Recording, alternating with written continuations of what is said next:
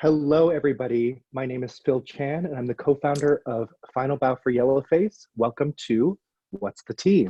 A daily conversation with a dancer of Asian descent during the month of May for Asian Pacific Heritage Month to highlight the achievements and experiences of Asians in dance.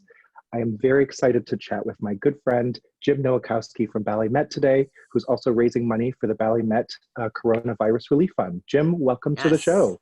Hi, thank you so much for having me.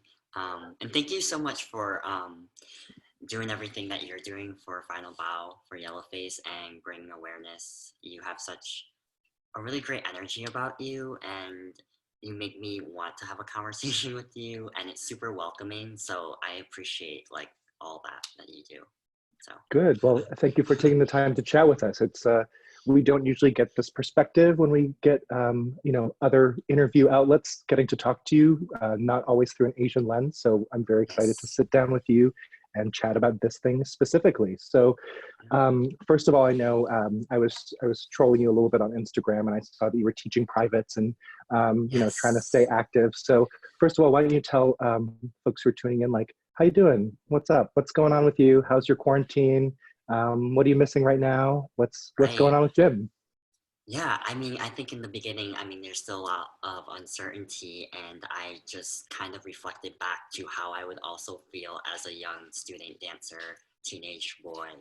And I thought of all the anxious feelings that I would be going through, and um, how am I going to improve? How am I going to do this? These are vital times of like my dance training. So I kind of want to give back and just say, hey, reach out and offer virtual dance privates. And I know when I talk to a lot of the students, unfortunately, um, a lot of us at the schools weren't even offering Zoom classes, and then some of them maybe were, but it wasn't one-on-one. It was just a collective um, like videos that they would kind of watch and do themselves. So anyway, that and it's always like been so nice to see the dance community like pull up, especially professionals, to help the next generation. I think that's really important.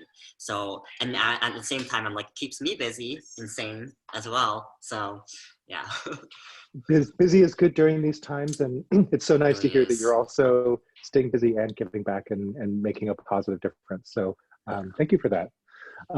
So I wanted to talk to you for a while because my first memory of you, actually, you don't remember me, but I remember you. Um, I was working at Youth America Grand Prix, and it was the finals, and I was like exhausted and like on the verge of tears for most of the time because it's like really a lot, very So stressful. crazy. Like 800 children running around, and I remember like sitting there in the final round and just like watching. I was like, okay, who's it going to be this year? And like this boy comes out, and he's like not wearing any clothes. He's doing Diana and Actaeon, so he's like in a really skimpy toga, and the Yeah. music starts, and like bam, it's like fireworks, and I'm like, who is this kid? Like So crazy switch jumps and legs and extensions. And he was, you're doing turns, and you like stopped on a dime, and like the whole theater, this was like all of City Center was like screaming their head off. And I was like, this uh, kid's gonna be a rock star. Who is this kid? uh, so Jim nice. Nowakowski. So like Uh, funny story. So baby yeah. Jim. Yeah, it's so Um, funny. I had read that you worked obviously for YGP, and I mean it's been around for so long, and the fact that you were there that same year that I competed, like it's so funny that so Small world. crazy small world. So why don't you tell us a little bit about how you got to that point? Like, where are Yeah, you from? yeah. What's your dance training like? And like, how did you get to where you are now? Yeah, I mean, I started really young at age like 2.5, because of my older sister. Um, I just wanted to be like her and do everything and do her dance routines right next to her. And my parents were like, maybe we should put him into like a creative movement class. Um, and so I was so young, and I just was put into these classes, and I just loved it. And then around this is in a local dance studio, pretty small in Rochester, New York. And around age 10, I kind of was like, I need to get better training because like I think I want to do this for life and make a career out of it. I don't really know what that means, but like let me just get a little bit better finesse. So I went to a ballet school, the Draper Center, which is the official school of Rochester City Ballet, and it opened opened up my eyes to this whole new world, and it was really fascinating and really challenging. And I knew I was really behind, but I had coaches I could tell that were like, "Ooh, like you can do this, but we're gonna have to really like work with you one on one." And that following, I think, spring, I had like a year and a half under my belt of like more formal training. They took me to YGP my first year. I think that was 2002. And I just remember actually, I remember a car ride with my one coach, and she was just saying how the goal was to make the final round and especially top 12 at the junior level. And then, if I were to even medal, that would be like so incredible. And then if I were to win like the junior top prize, like that would be out of this world. And and I actually brought home the junior grand prize that year. And seeing all those other dancers, being around all the other dancers, watching the gala, so inspiring, all the professionals, even the senior division, I was kind of like, I have to do this. Like, I have to do this. Like there's nothing more that I want to do than to keep training, be a part of this world. It was so special to me. And then so throughout the years, and then I returned and did the YGP again, and then my senior year. So that's kind of how it all unfolded. So. Amazing. And now tell me about, so outside of ballet, you also did a little foray into some television work. What was that experience like, and how do you compare ballet and so you can dance? It was such a weird time in my life because people have told me, oh my gosh, you should audition sometime, or try that show, and I'm like, oh my gosh, no, I'm a ballet So were dancer. you were already a professional ballet dancer at that point? Yes, yeah. So where were you dancing then? I was at Houston Ballet Okay. then, and I've been a fan of the show forever. And then I think I was with Houston Ballet for 8 years. I was dealing with a chronic ankle injury. Finally got surgery, came back too early, re-hurt myself, was out for another, I don't even know, 8 months, a year, whole season almost, and decided I just kind of needed to take a step back and a break. And that my health and my mental health was more important. So I decided to step away for a bit. And honestly, my plan was to go back home, get better, retrain, and then audition in the fall. Saw that So You Think You Can Dance was coming back. And honestly, that was 2015. I thought that it was potentially going to be its final leg, like its final season. And so I was like, why not? It's just the summer. I won't have to be doing like double tours from fifth to fifth. Like it's different. By then I'll be a little better and healthier with my foot. So might as well try it. I had nothing to lose, only everything to gain. So I did the whole standing line at 5 a.m. And did the whole audition process, the screening, and made the top 20. And it was such a great experience because I think it's what I needed at that time, being around so many different dancers of different calibers, choreographers. It just brought that spark again for me, and a reminder of like, oh, this is why I do it. I love movement. I love connection. I love music. I just, period, I love dance. So then after that, I did a 70 city tour around the US, and Canada, which was amazing. That was if you had made the top 10. And after that, I was like, I think I'm ready to like tackle the ballet company life again if it's willing to accept me. I think and I was like, I think I have that confidence again. I think I'm ready. I think I can do it, and I want to do it. So that's when I basically contacted Edward Liang, where I am right now, and I've been with them for 3 seasons, going on my 4th season with Ballet Met. So it's kind of a weird trajectory, but Sure. Can you tell us a little bit about your ethnic and cultural background and how that's informed your experience as a dancer? And I'd also love to hear what it was like, both being Asian American in the ballet world and also on TV. Like, yeah, what were the differences? What was that experience right. like through an Yeah, Asian perspective? yeah. I was born in Seoul in South Korea, and I'm Korean. I was adopted into an American family at 6.5 months old. Um, I I mean, I don't speak Korean, and I've never been back to Seoul. And it's something throughout like my career, people would even ask me, oh, like you don't speak it, or oh, you don't, you never been. And from now, as I look back, it's just like a question that they would ask. But to me, I would be like, oh my gosh, like I feel so bad, and you feel like attacked a bit, and you feel embarrassed. But I think it was just my parents' choice to kind of go about that path for me. I will say, when I was younger, I was put into like these Korean camps, like these summer things, and I wasn't really into it, and I think my mom knew, so she didn't keep me, you know, keep me there.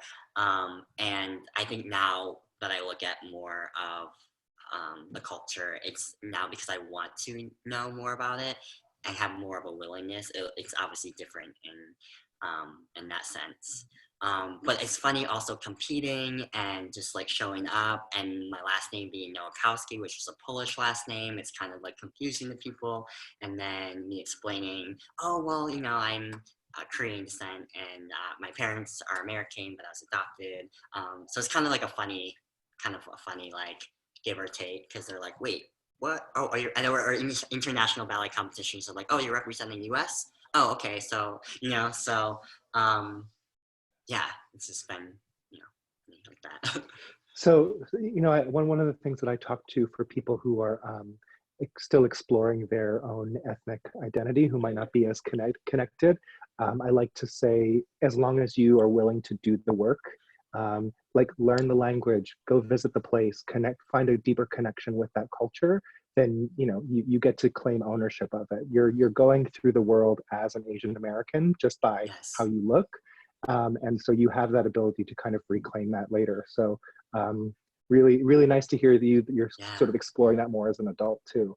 I love that, Um, and I totally agree. And even sorry, I didn't really answer the other part, like just like the TV thing as well. It's like, not saying I forget who my culture, or what I kind of represent in a way, but would have a lot of Asian American or adopted kids, parents, or just students, and they would write to me like, "Oh my gosh, it's so great to see like an Asian American on TV. Like, thank you for representing." And I would be like, "Oh my gosh, like."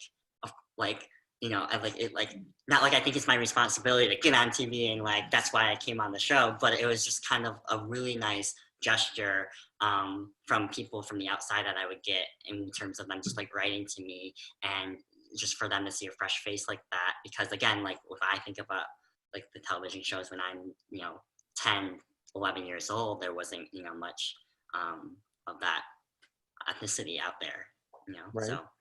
Well, I do have to say that, first of all, shout out to the Museum of Chinese in America who are lending us their Zoom to do these interviews. But I have to say, when I told the staff that I was interviewing today, we have a few So You Think You Can Dance fans who are like, oh my gosh, I love Jim. It means so much to see like an Asian person do so Oh well on the wow. show. Like it really meant so much to me. So you have some fans Oh, at the I Museum love of it. Chinese in America. So keep it up. Aw. So now at Ballet West, you dance for Ed Liang. He's I think the only Asian American artistic director we have in America.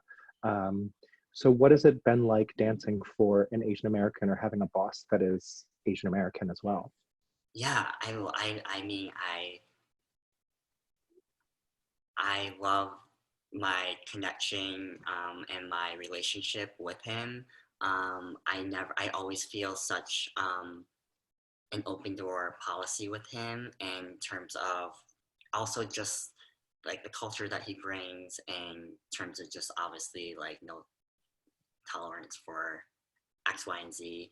And if I ever, especially had any kind of altercation or felt like discriminated against, I knew that, having a conversation with him, and just, I would never deal with that in his company. Not saying that any company you would, but I just knew, especially having that support, because he is like Asian American, if that makes sense. Mhm. Um, Absolutely. so it's kind of, um, I feel even more like safer as an Asian American dancing for him. That's what I'm trying to say. That's So great, and absolutely makes a lot of sense. yeah. So zooming out a little bit and looking at the broader ballet community, How are we doing in terms of race and representation? Like if you could give us as a community a grade, what Oh my grade would you give gosh. us? Oh my gosh, that's so hard. I think we're doing okay. I think that it takes wonderful people like you guys to keep bringing awareness to it and the topic. It's all about baby steps, right? Um, and it's hard because I think it's having directors also who don't tolerate certain things, whether it's as simple as like comments that get passed along and people just kind of brushing it off, or it's not saying that I need people to be punished for it, but just people to be like aware of, you know, um, things like that. And it's weird because sometimes I've had maybe an experience where, and it was just me like reflecting, where I would see like a bunch of ethnic dancers on the side, and then like um, non-ethnic dancers like in the cast, and you're like, it's kind of like unspoken thing that you're just like, well, obviously I'm not going to go up to my director and be like, this looks interesting. Is this because I'm Asian descent, or is it really because of my dancing? um, so and I think that it comes from above too, making sure that the responsibility is always very inclusive, um, and that all the ethnicities are like accepted, and it's not. It's just it's about your dancing, and it's hard because there's an aesthetic and there's a typecast sometimes that we have to follow, but especially also being like a shorter male in this industry.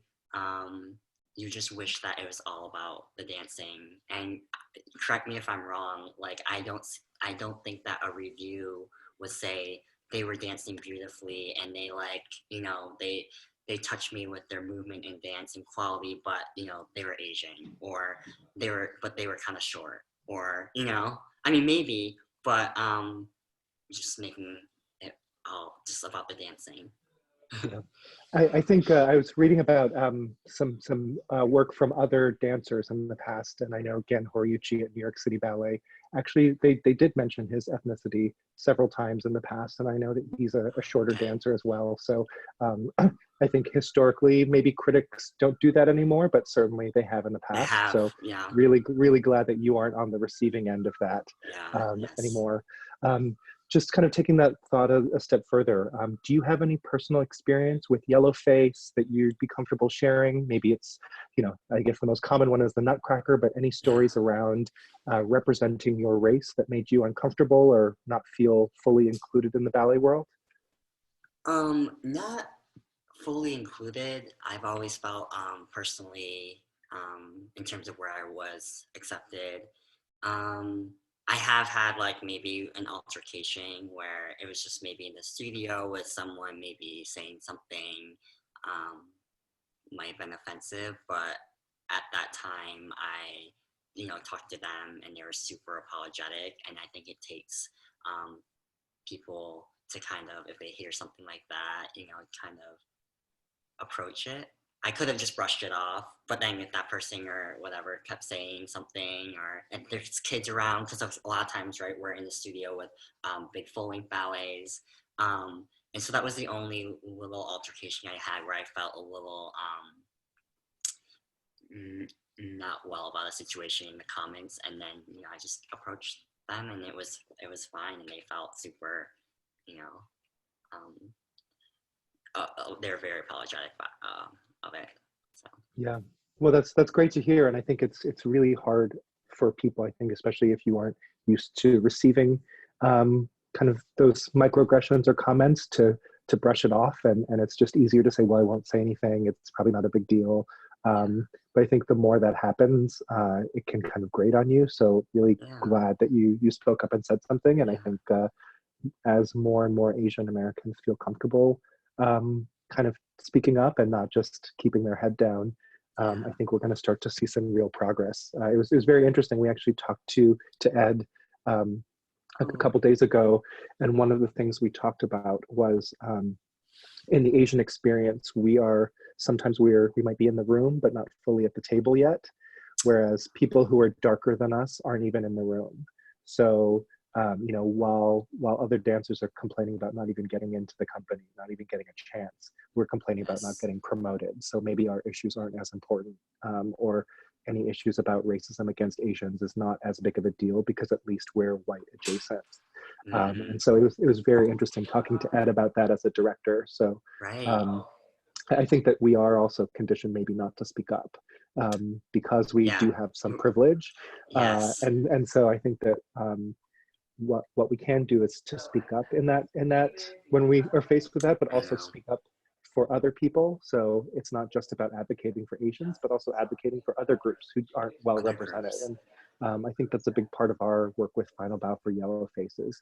We I are love that. focused on the Asian experience, but we're also challenging people to think about race more broadly and using the Asian Definitely. experience as like a case study or an example, but really pointing out the ways that there's structural problems with how we deal with race in the ballet world. So thank you so Definitely. much for sharing that. No, of So course. wanted since I know that you're focusing a lot on young dancers and you seem to be Hmm. really committed about the next generation. Yeah. Do you have any advice for maybe young dancers coming up, especially maybe Asian American dancers who are Hmm. struggling to find their place in the community? Yeah. What advice would you give them? Right. I think that, well, I tell students this all the time, first of all, that it's all about timing. And there will be a time and place for you. Um, and that we all honestly bring something different to the table. And that's why I love company so much, because you can't have one aesthetically same type of dancer person. Um, or it just wouldn't, you wouldn't be able to put on these wonderful like full length ballets, right?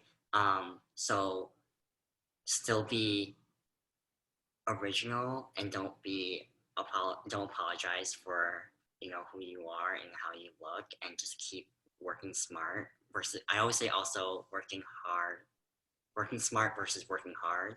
Um, and someone will acknowledge that dedication and hard work and take you under your wing, even if it takes a little bit longer. But don't sacrifice things for what you see and what you think you to try to mold into something different, because I think especially nowadays, I mean, again, I'm not a director, but people like originality, and they want people who are confident and secure in their skin. It's a really attractive thing. um, but and I think a lot of kids see certain things, especially online, so they feel like they have to be a certain way or do a certain thing, um, but don't. Yeah, you mentioned working smart as opposed to working hard. What does that actually mean in ballet? So I'm standing at the bar and I'm doing a tendu. What does working smart look like versus working hard? Because I'm really Right, pointing that toe as hard as I can. So like, what right. else should I be doing? No, and that's great, because especially, okay, it's like, well, first of all, so many kids are like, oh, I'm dancing 40 hours a week, and I'm doing X, Y, and Z, and I'm doing this and this and this and this and this. And I'm like, well, how many hours and how much of that training is quality one-on-one or beneficial training? Is it like a group of 50 of you? Are you just working on your dance routines? Are you actually conditioning, working on technique? Like, can you cut that in half and really get the quality of all that training versus being exhausted and losing, because I think kids still also should be kids.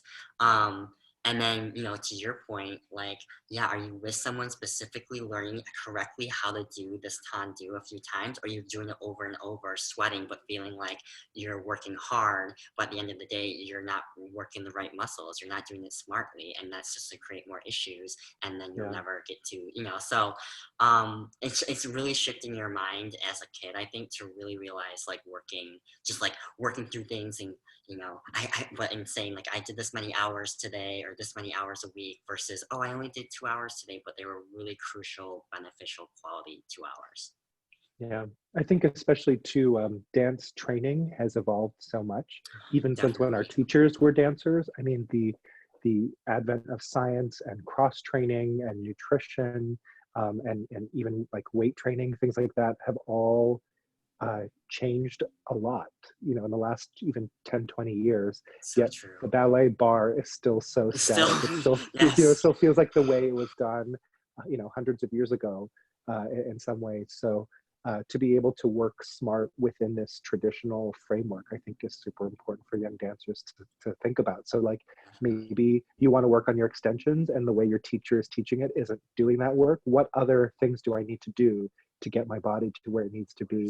Or maybe everyone else in the class is really good at Petit Allegro and I'm not. So like, what do I need to do that supplements that to get me there? So and I think I actually learned that honestly a little bit later, the hard way, and that's why I kept getting injured and kind of had to take a break and was kind of burnt out, and because I just wasn't working smart, but I felt like just doing things over and over was the way. And to me, that was working like hard, and I was getting results that way, but I wasn't. Sort of like running into a wall as hard as you can to knock it over when you could just climb over the wall. Climb over, if you just like, like if you're a little bit smarter. Yeah. That's really great advice though. Thank you. So as we're here, all quarantined, all at home, itching to get back into the studio, itching to get back to performing again, we are going to see a different makeup of our audiences. I think our audiences are going to change, and they have to change when we come back. So what do you think we need to do as a community to build a loyal, younger, more inclusive audience for dance? I mean, we can't just rely on old people and their donations to keep this art form alive, which touches everybody and is so relevant to anybody who has a body, like can get it. So how do we get everybody to get it? How do we get support in places that we haven't traditionally gotten support? Like, what do you think dance needs to do? As somebody who has both danced Swan Lake, but also done really popular pop, contemporary, dance choreography on television, which is one of the most mass media forms out there. So what advice would you have for us as a community? Oh my gosh. Well, you've kind of said one of the words, relevant.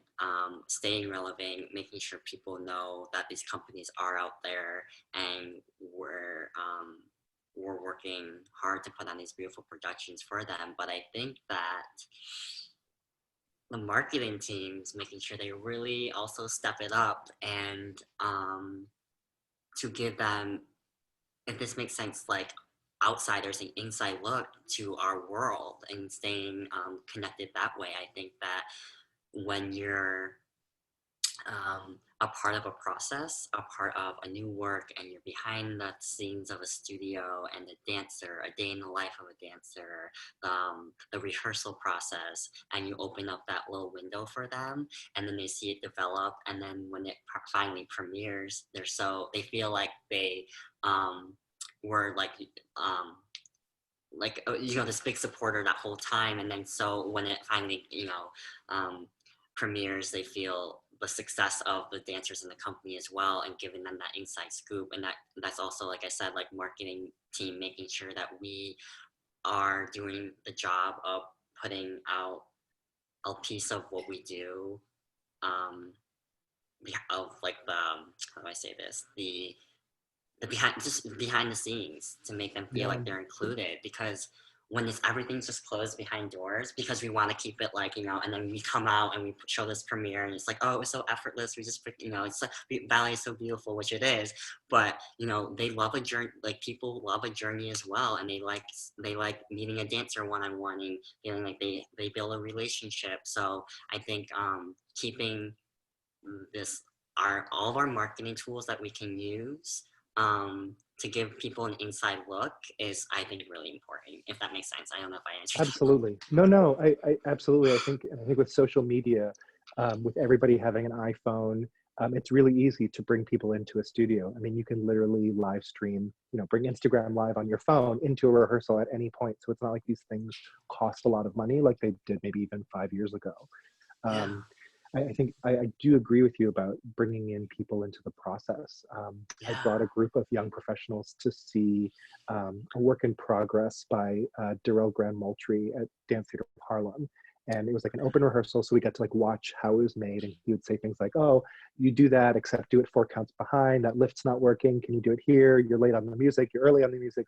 And so got to watch an artist play in the studio with dancers. And then 6 months later I brought that same group to the premiere of the performance, and all of these people who weren't necessarily dance people were like, oh, did you see that move? We saw that in rehearsal, and then we saw it on stage. Wasn't that great? And it looks so different with the costumes and the makeup. And it really meets people where they are and then draws them in. So I absolutely agree with you in terms of that process. And I think that, dance has this like aristocratic history. It comes from these royal courts in Europe, which are very exclusive. It's meant for rich people, not for common, normal people. Right.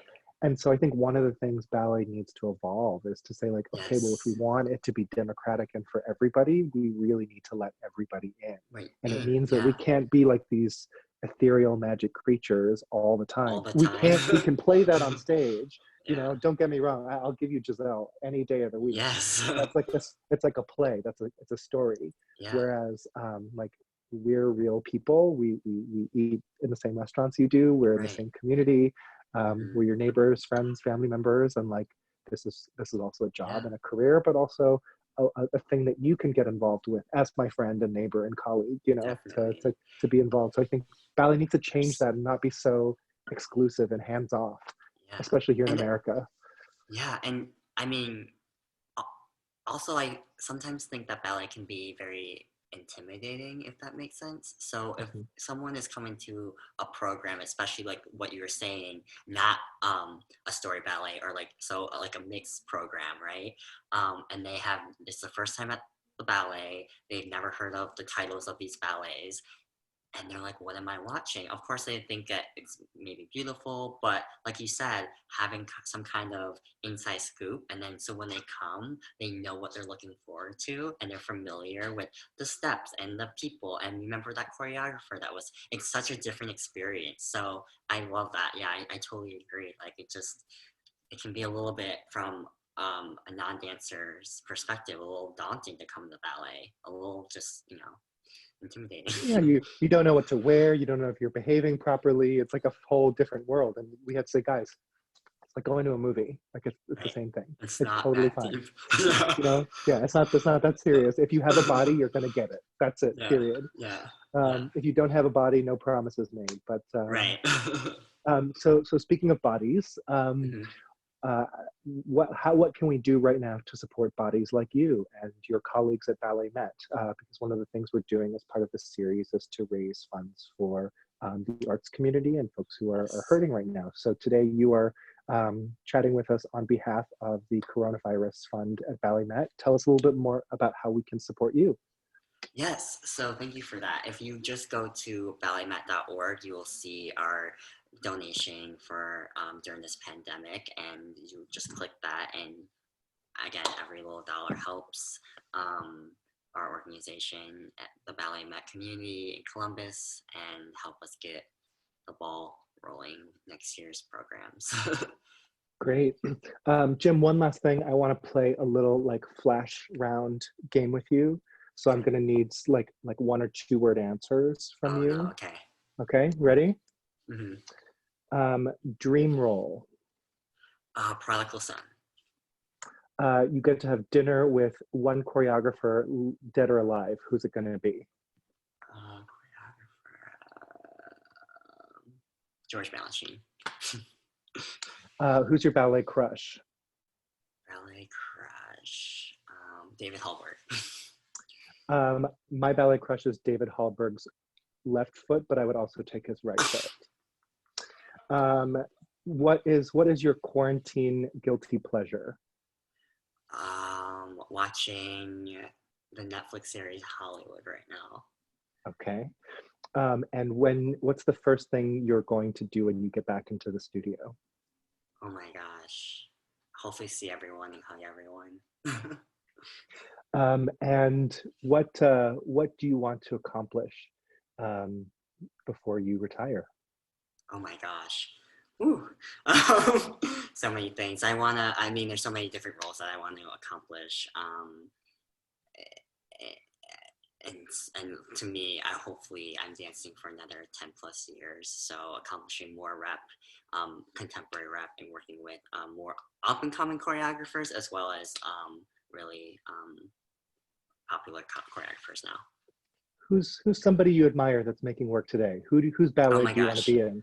Oh my god. Justin Peck's ballets are incredible. I just finished watching one of them 2 days ago, and he just yeah, I could go on and on about his work. What It's do you like about it? brilliant. Last question. Yeah, I don't know. I like that he is where he feasted all generations. He brings a little bit of I mean, I feel like weird speaking on it, but I feel like a little bit of like the pop culture and relevancy of like today's dance, and then but obviously has all that knowledge from those choreographers back in the day that he's worked with, and he's kind of just like flushed it all together, and then he has these beautiful dancers, and then his music choices are really engaging, and his patterns, and then his lighting just like works. It just comes together really nicely, and every time I watch one of his pieces, I swear I'm like, oh, it's over. So So I guess that's your second ballet crush then, is David yeah, Hallberg and the works of Justin Peck. yes, Great. definitely. Well, thank you again for joining me today, Jim. Thank you for Thank you. everybody tuning in. Be sure to check out our Instagram page right now for the reveal of who tomorrow's dancer is, and tune in tomorrow at noon Eastern Standard Time for our next conversation. Jim, thank you again for chatting with me. I hope we get to see each other soon, and maybe share another dance, and hopefully I'll be equally jaw on the floor as I was the first time I saw you dance. So So nice. thank you again, Jim. Thank you so much.